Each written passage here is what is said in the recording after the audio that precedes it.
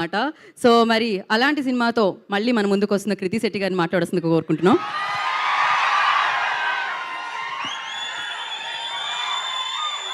Thank you.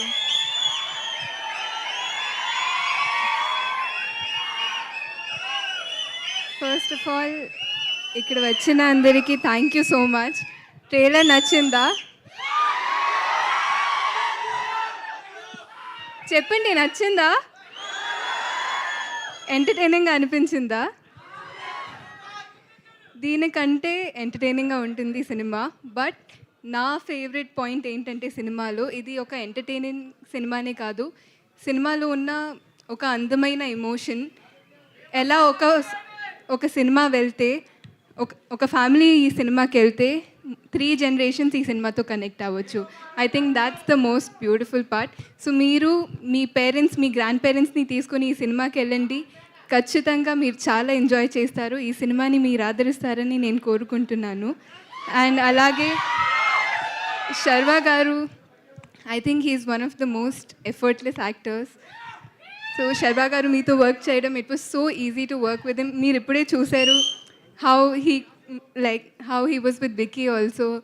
So I think taking that extra care, that extra step really worked out for our film. So I thank you so much for that.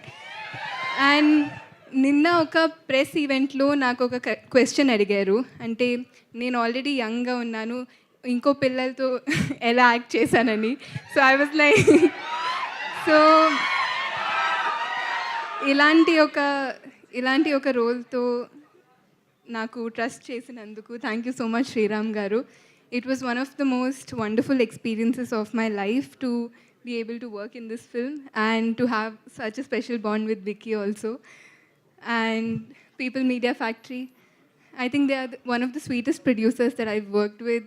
Even foreign Kelena, the team, the bonding was so strong that team bonding enta strong ga undindante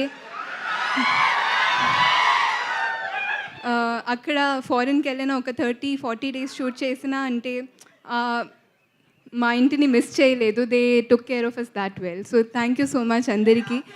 మీరు సినిమాని ఆదరిస్తారని నేను గట్టిగా కోరుకుంటున్నాను. Thank you అండి. Love you so much. Thank you.